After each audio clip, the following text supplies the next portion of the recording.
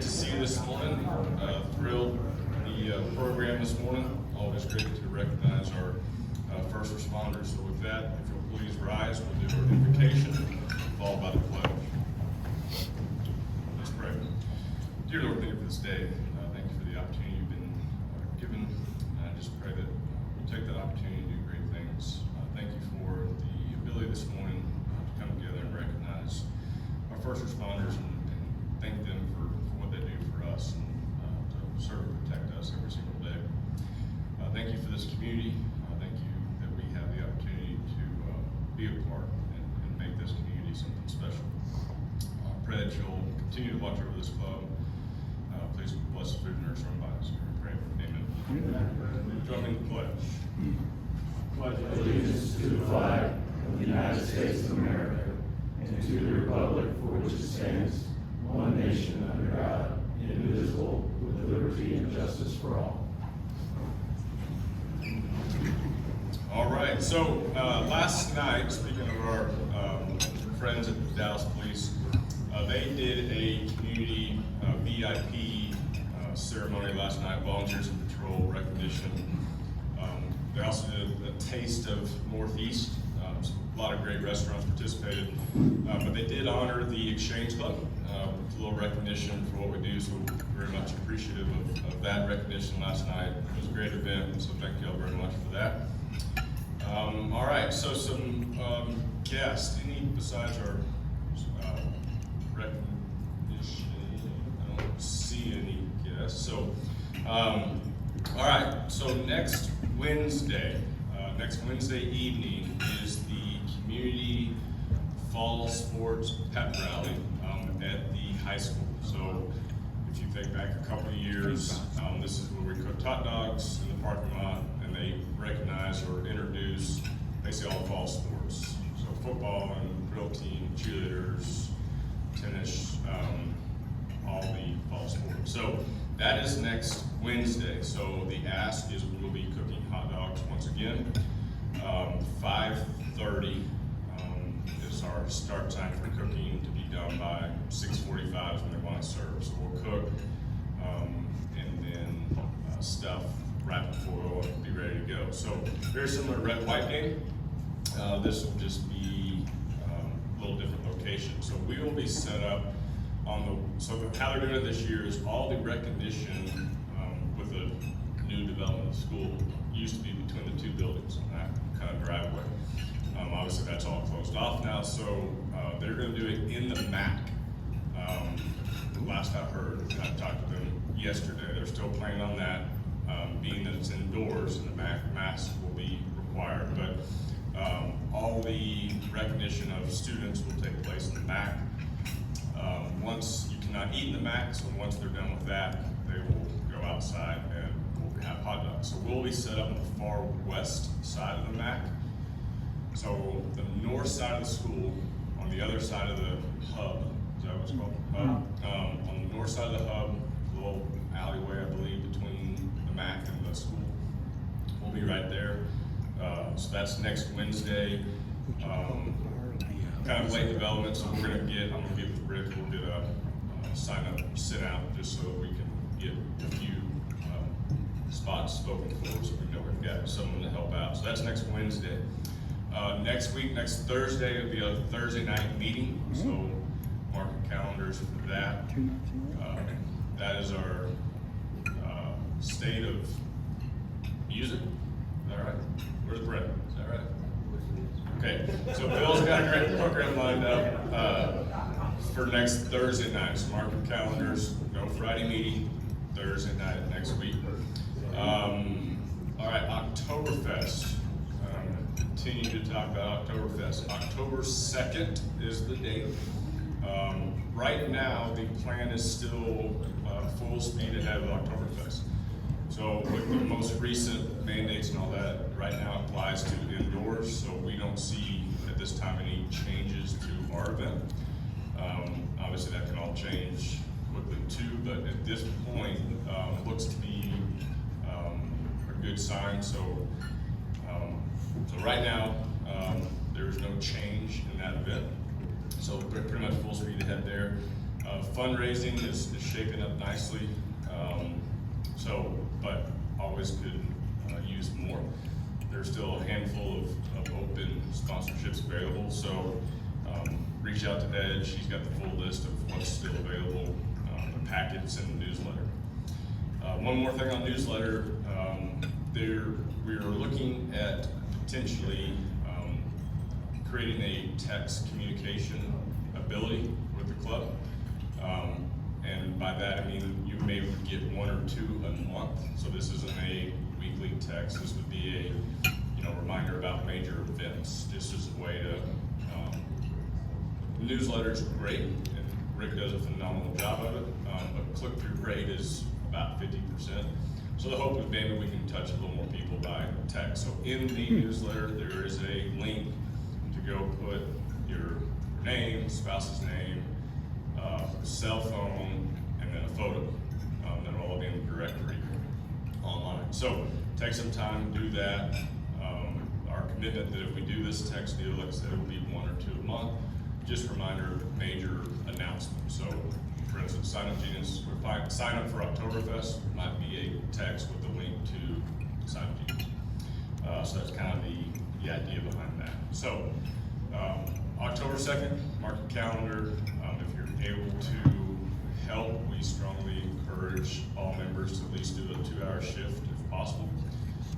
So that could be Friday, could be Saturday, or it could be Sunday on cleanup. So mark calendars for that.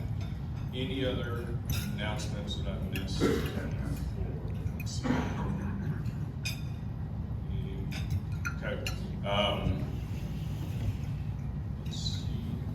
That's that. All right. So Nathan, turn it over to you, and we'll get on with the program.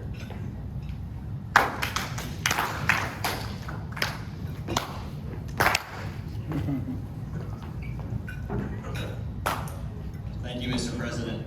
Good morning, Lake Highlands. Good morning. As Director of Community Service, it's my honor and privilege to stand up here and represent the club as we recognize some of our first responders in the police and fire.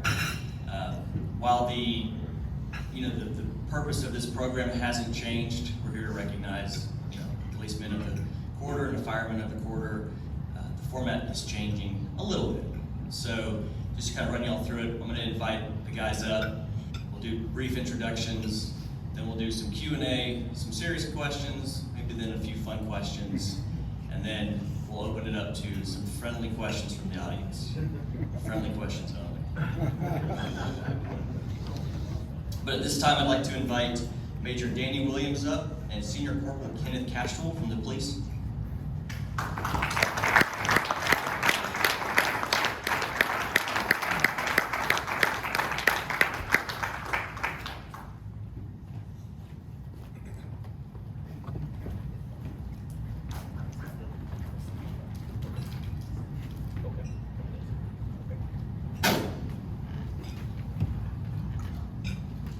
Captain Brian Devlin and driver engineer Colin Burgos from the fire team.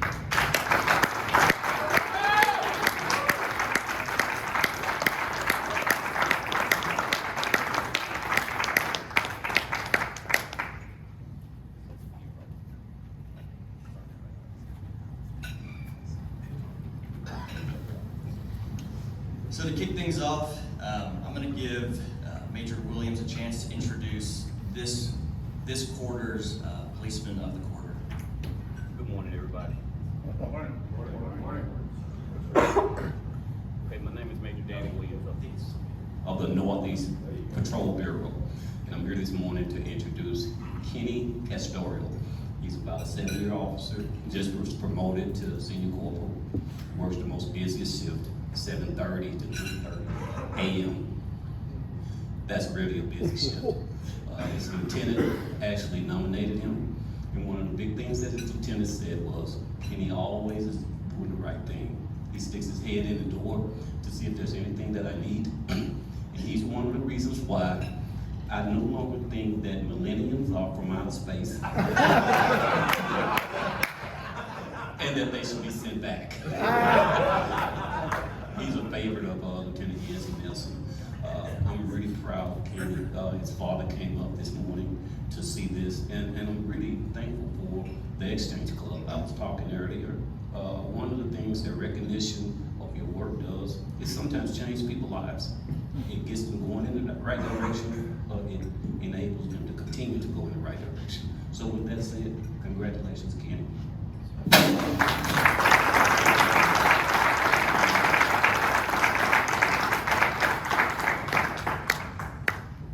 And then, Captain Devlin, do you want to introduce Colin? Yes, so I'm Brian Devlin, captain at Station 28 on the A shift. Colin came to us a couple of months ago after promoting to driver engineer. So he'll drive the engine, he'll be on the back of the engine. He's also still a paramedic, and he's in charge of the paramedics at the station. He'll give advice, schedules the ambulance rides and other stuff like that. He's in the process of getting his command technician certification, which allows him to work with the chief both in the office and on the fire ground. He's a veteran of the United States Marine Corps, served 2 deployments overseas, and is a new father to a second daughter. So he's got a newborn at home. So he's got his hands full, still comes to work, does a good job, and we really enjoy having him.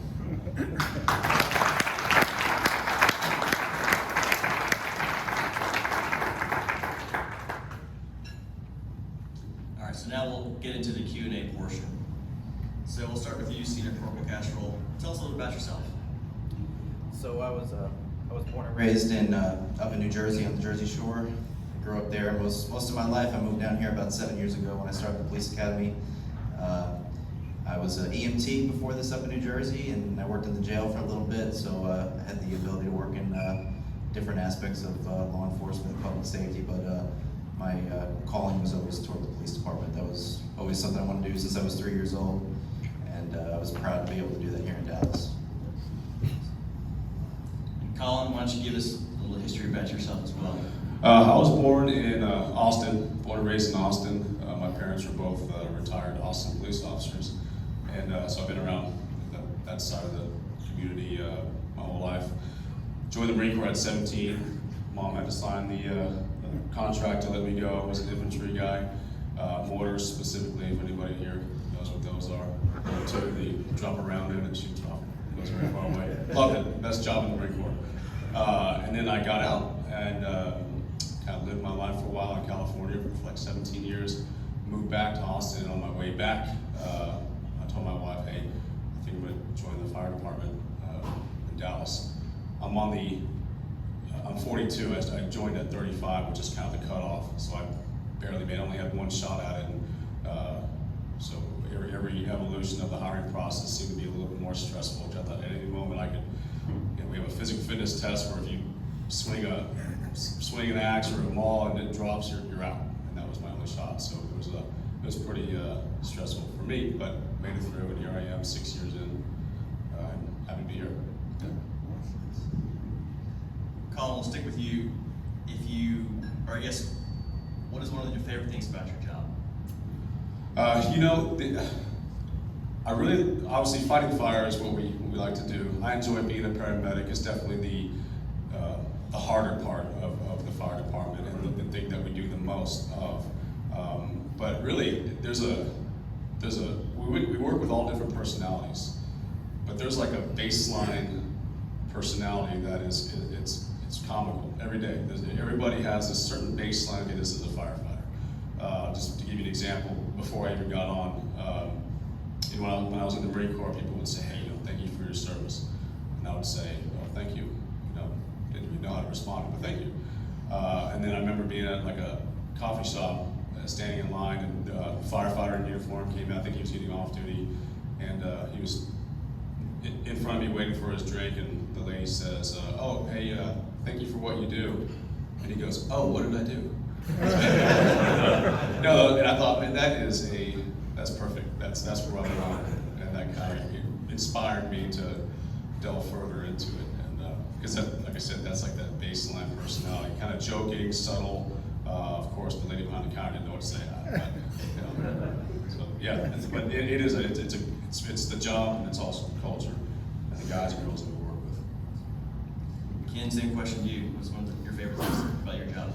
So a lot of times when people call the police, it's the worst day of their lives, and you know, to be able to be that person that can show up and be a calm to the situation, or even just help change one person's life in that shift is just all what it's about to me. I mean, I've been in service for my whole life, and that part itself is why I joined, and just being able to help somebody and change someone's life that day, even that hour, for the better.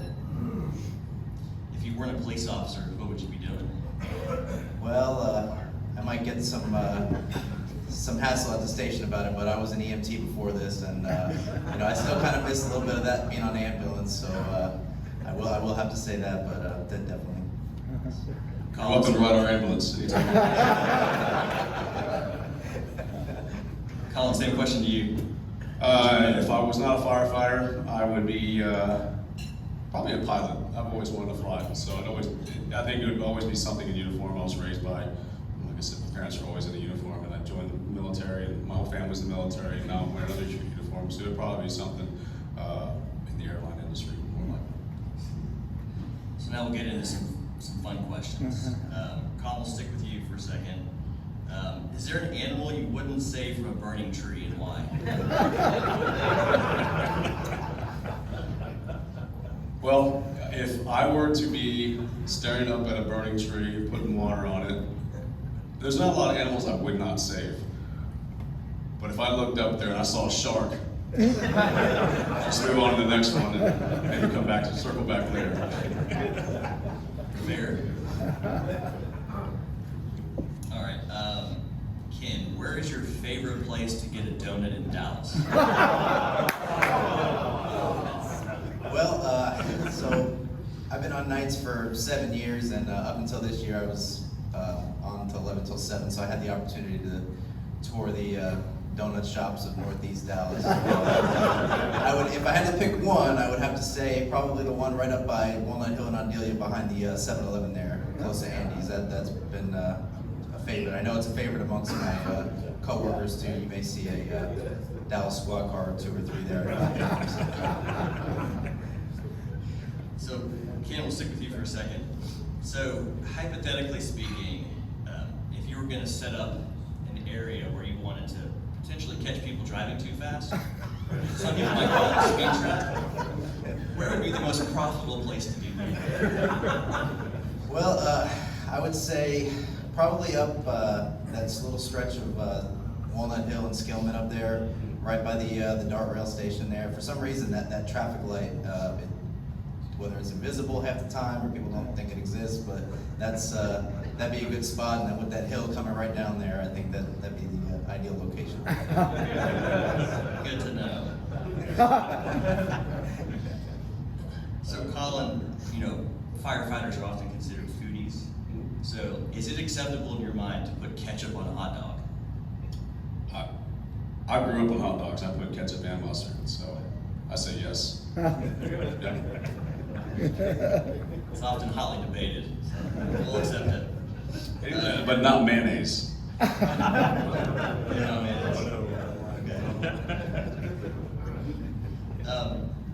We'll stick with you too, Colin. So for the rest of your career as a firefighter, if you could only play one video game at the station, what would it be and why? Believe it or not, at our station, we don't really have a whole lot of time to play video games.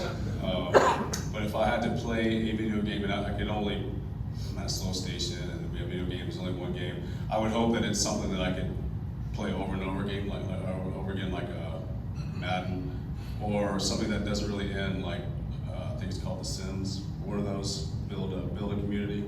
I think that'd be it. What's that game called? Is it Minecraft? Oh, Where you Minecraft. can build your own cities? No, since you can too. Since you can. Yeah, you build a city and you kind of implement things, and it grows or doesn't work. You could progress or digress or I whatever. like it. So, Ken, if you won a raffle and you could have the fire station cook you any meal you wanted, what would you have them cook for your team? Well, I hear that they're pretty good around the barbecue grill, and you know, we do have a smoker up at the station, so anytime y'all are not busy, you can swing by, and I know my chef for sure would appreciate it. I think Gar's our number one cook. Raise your hand, Gar's. Well, that's So, Ken, we'll stick with you two here. If you were going to play a prank on one of your fellow officers, maybe a rookie, what would you do? So I cannot confirm nor deny that this had happened or not, but we were inside the station one night, and one of our officers came in, and right on the side of the courtyard there by the basketball court, it was dark, so they said they had seen a snake. So of course, you know, nobody wants to go outside now. You know, that's the first time I realized that police are afraid of snakes. So that would definitely be, knowing that now and having that ammo, I would definitely put a fake snake in someone's squad or something before they sadly start their shift. That'd be Colin, same question to you. Do you have any good pranks? There's a lot of good pranks. I think every shift you walk in, there's someone's gear is strung up in the rafters, or Gar's bed is missing. Or you know, water cup bombs. You open up the cabinet, water comes down. Or I think at 11s they actually have the poles, and they'll have a rookie try to set a ladder, and they'll have it all coordinated. It's all serious and everything. Next thing you know, he's rookie trying to do the right thing and pick up the ladder, bending at the knees, and next thing you know, here comes a waterfall. But I think the funniest one that I've heard that I have not done yet is you ask somebody, hey, you have any food you don't like? And they think, wow, I don't like onions, or I don't like fish. Well, guess what you're having for breakfast, lunch, and dinner. So before we open it up to the audience for friendly Q&A, I do want to get back to a serious question for both you guys. Colin, we'll start with you. How can we as an organization continue to help you guys in what you do? Well, you know, in our department's constantly trying to improve. The head moves faster than the tail, like anything, like any other big body. What we run into a lot is some of the basic stuff that, as a community, maybe not necessarily you guys, but as the community could just do a little better. Is we're driving our apparatus down. We don't really drive fast, or I just don't go, screaming fast. But it's a pretty big piece of equipment. It's very loud, and we have lights and sirens, but people don't move over. The basic thing I think they taught us all when we were 16 years old, get your driver's license. They either just stop, or they move to the left, or they just don't know what to do, or they pass us up on the highway. Probably one of the most dangerous things ever. They even tell us, they repeatedly tell us, and that's when you're going to get injured, is you're going to and from a call. Not just us, but some of the citizens. So I'm not sure if this is something that you guys can do, but if you were to talk to somebody and they ask you, what do I do when there's a fire engine behind me? You just move over to the right. All right, we have our homework. Ken, same question to you. How can we help you guys as an organization? I would say, like Colin said, for sure. I mean, that moving over, especially when we're out on the highway, is definitely a very big. I've had so many close calls in my squad car over my 7 years where cars are coming up on us real quick. But to piggyback off what he said earlier about people thanking him for his service, the big thing that officers like is just to feel support and feel appreciated. As something as simple as just if you see an officer up at QT getting coffee, or just saying thank you. I mean, I could have 5, 6, 7 bad calls in a row, and then just have one citizen coming up to me at 11 o'clock at night at QT just saying thank you for your service, officer. That just means the world. So, I mean, something like that is, I would say for sure, and I know a lot of my colleagues would definitely feel the same way. Appreciation, support is the best you can do for us right now. Awesome. So before we let these guys down, any friendly questions from the audience? Mr. Mark Holmes. Congratulations to both of you. This is for all the gentlemen on the stage. I'm always interested in the way that stations, geographically, and also dictate probably somewhat by shift. What are the majority of your calls, your dispatches that y'all receive, both on the fire side and both on the police side? What are y'all seeing these days as why y'all are being dispatched out in the community? I'll start. For us, for sure. I mean, domestic violence calls are always at the top of the list. Where it seems like it's getting worse and worse. I mean, we're constantly going to several. I mean, it wouldn't be uncommon for an officer in an 8-hour shift to not go to 3 domestic violence calls in an 8-hour shift. I mean, it definitely would be uncommon. For us, every station has its own, these are our average calls. We do a lot of picking people up from the side of the road. We get a lot of wrecks over here. It depends on where you're at, but certainly, I think Dallas has some of the worst drivers, and I'm sure you will attest to that as well. It's pretty bad to where I don't even let my wife come and visit me because any time of day there can be somebody driving, whether it's under the influence or it's just bad driving or distracted. But we also get a lot of welfare checks for homeless people. Someone laying on the side of the road, and quite honestly, 90% of the time, it's just somebody sleeping on the side of the road who's asked to home. We have a lot of homeless people. The community doesn't really, we call them cell phone heroes. They just drive by to see something that they don't like, and so they call 911 versus saying, hey, you okay? Yeah, just sleeping. So when we get a call that says a man on the side of the road in a sleeping bag and a pillow, we already know it's just a homeless person sleeping, and then we gotta go wake him up. So that would be a pretty average call for us. Tracy? Yeah, I want to know what's your wildest story that's happened to you, the one that you went home to your wife, and you won't believe what happened to me today. I'll let you Go ahead. You gotta give me a minute to think. We get a lot of very strange calls. I mean, we have, I don't even know how far I can take this. But we're all adults. We had a poor guy wearing a security guard uniform at the ER call us up, and the comments say something like penis stuck in a ring, something like that. It's gonna be kind of strange. So we get there, and sure enough, the guy had put his wedding ring over his penis. I think he was on drugs earlier. And then, and of course, we have to, as professionals as we are, we have to take a look to see what we're dealing with. And because the ER couldn't quite figure it out. So, and I apologize if this offends anyone. So you asked a question, I want to answer it. It was so swollen that I didn't see what was causing it. So and of course we have ring cutters, but we couldn't really get it in there. So don't mind the fact that we're trying to manipulate this poor gentleman. We couldn't help him out, and it was a tungsten ring, so what we had wasn't going to work out. So that's kind of one of those, hey, here's an ice pack, and I hope that we can save it. Let's get you to the hospital. That would be one of a million. That's the first one that comes to mind. So,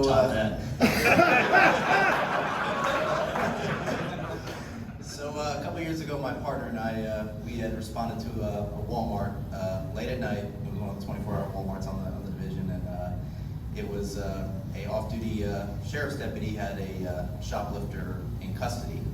So we pulled up in front of the store, we got out and walked up to the foyer. As soon as we walked in that first set of double doors, there was a male about in his 20s laying on the ground with a bicycle from Walmart, and he was wearing a women's nightgown, and there was just like soap all over the place, all over the ground, all over him. So come to find out, according to the Walmart loss prevention worker who we were reviewing the cameras, he walked into the store, he destroyed the iPhone display case for not sure what reason why. Then he decided he was going to go change his clothes, put on the women's nightgown, left his clothes on the floor in the store, went over, grabbed the soap from the RV from the auto section, covered himself in soap, hopped on the bicycle, and proceeded to ride around in circles around inside the store.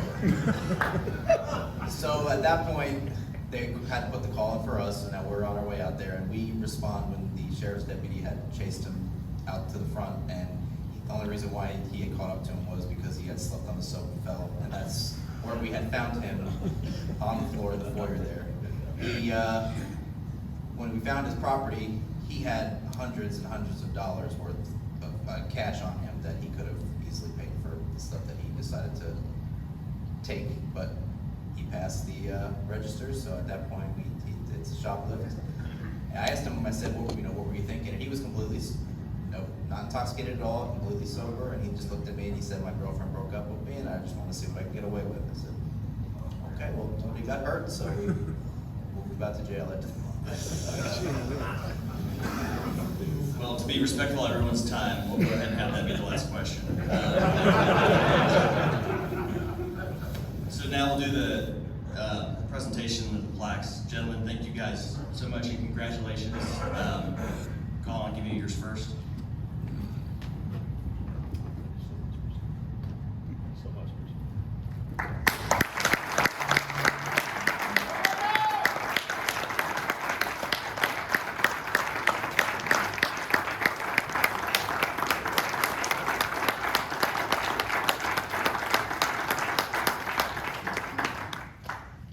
And Ken, give you your presentation as well.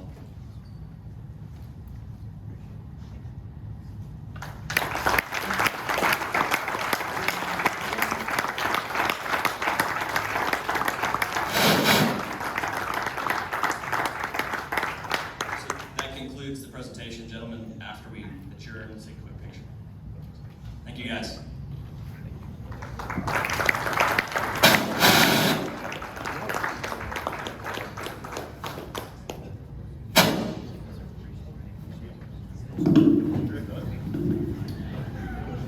Thank you, Nathan. Great job. Definitely had fun, have a good time. So, once again, I think, going back to what they talked about, it's definitely an honor and privilege for this club to be able to do what we do, and recognizing you all is definitely a highlight of it. So, I know thank you goes so far, and maybe doesn't always feel adequate, but thank you for what y'all do. It's much appreciated. So, congratulations again to you all.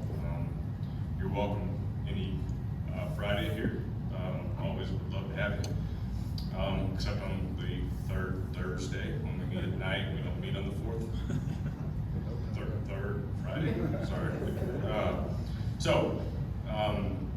One other note: 8/27. So Friday, August 27th, will be the RSD kind of state of the union address. So Dr. Stone will be here. So put that one on your calendar as well. Always great to hear from Dr. Stone, and trustees, I'm sure, will be here as well. So, Oktoberfest, keep looking for sponsorships there. Anything else that we have left off? John? My country 'tis the big sweet land of liberty, of thee I sing, land where my fathers died, land of thy pilgrim's pride, from every mountainside, let freedom ring.